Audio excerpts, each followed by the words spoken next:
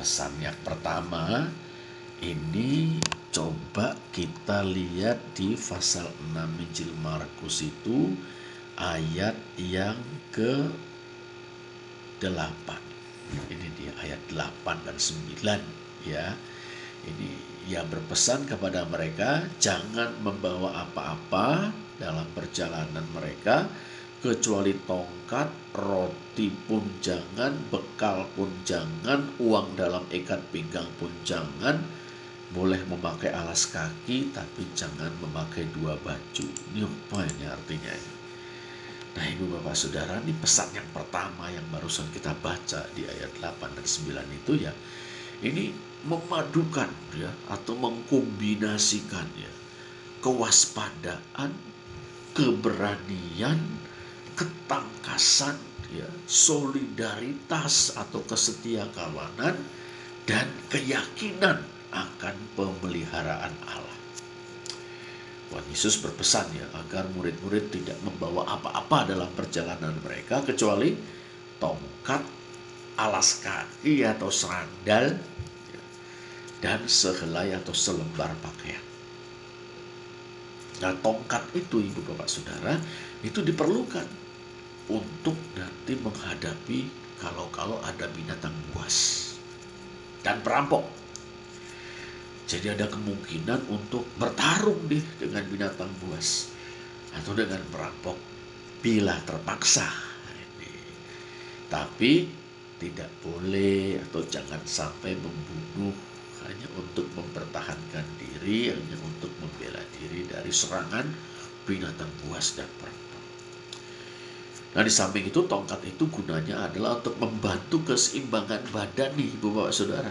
Ya saat mendaki atau menuruni perbukitan perlu pegangan tongkat. Nah lalu sekedar mengenakan selembar pakaian. Nah ini dalam bahasa Yunaninya ibu bapak saudara untuk pakaiannya adalah kiton. Pakaian yang langsung dipakai yang seperti itu. Nah bukan himation. Kalau himation itu jubah. Ya, di sini yang digunakan kata chiton. Ya, pakaian, baju ya, seperti itu, bukan himation atau jubah. Nah, murid-murid hanya boleh memakai selembar pakaian. Nah, ini. Jadi kita ingat ya lagu zaman dulu ya, lagu dangdut zaman dulu, baju satu kering di badan. Seperti itu maksudnya ini. Nah, ini adalah Bapak Saudara ungkapan kesetiakawanan atau solidaritas. Nah, ini dengan kaum tani yang saat itu pada zaman Tuhan Yesus itu memang hidup serba berkekurangan. Ini dia. Jadi para pekabar Injil ini harus menunjukkan empati, menunjukkan kesetiakawanan, menunjukkan solidaritas. Kita ini bodoh-bodoh. Jangan merasa lebih tinggi atau kemudian tampil mewah, magrong-magrong, tidak peka terhadap keadaan masyarakat. Nah, ini dia.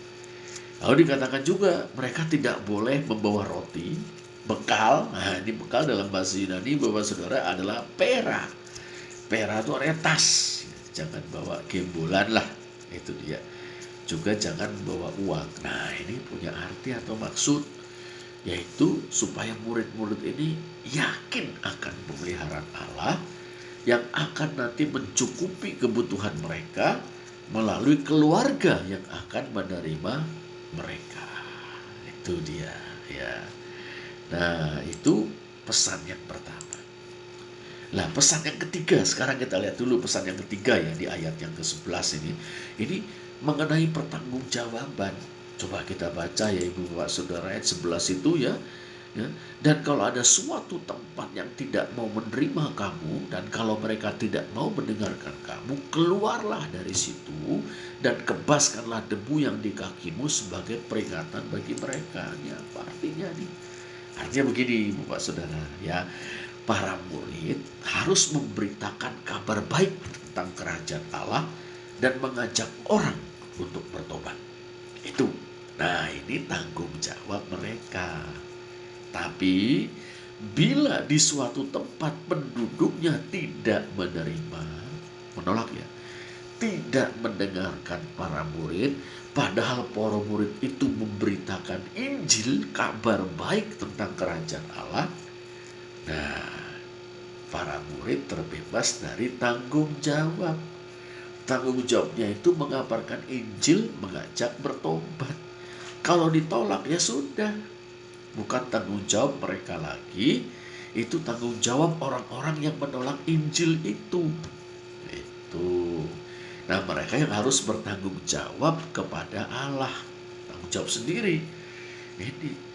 Nah, kita juga Ibu Bapak Saudara, ya, kalau kita mengabarkan Injil, menceritakan tentang Gusti Yesus bagus, tapi nggak usah maksa, jangan maksa orang lain.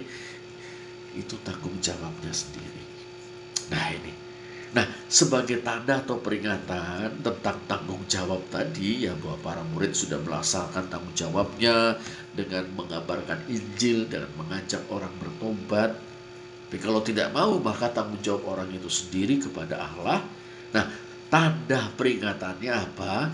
Yaitu murid-murid harus keluar dari tempat itu atau wilayah atau daerah itu dan mengebaskan debu di kaki mereka.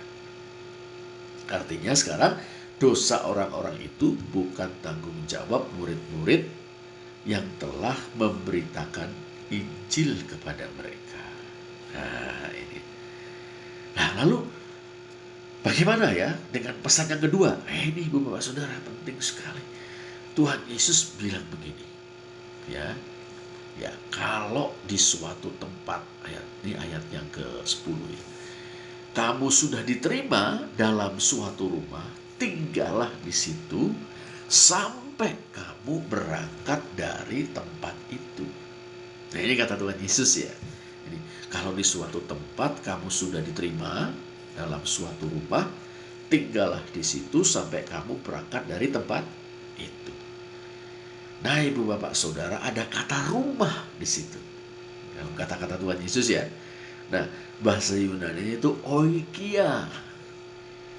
Artinya selain rumah adalah keluarga. Nah, ini. Jadi, kalau di suatu tempat kamu sudah diterima dalam sebuah rumah, ini tersirat namun jelas ya. Ketika sebuah tim misi yang terdiri dari 2 orang murid tiba di suatu daerah, mereka harus memberitakan kabar baik tentang kerajaan Allah di seluruh daerah itu kepada seluruh penduduk daerah itu. Nah, bila kemudian sebuah keluarga menerima pewartaan pekabaran Injil dari kedua murid itu, maka mereka, kedua murid ini, harus tinggal di tengah-tengah keluarga itu sampai nanti mereka meninggalkan daerah itu untuk pergi menginjil ke daerah lain. Nah, ini apa ini tujuannya?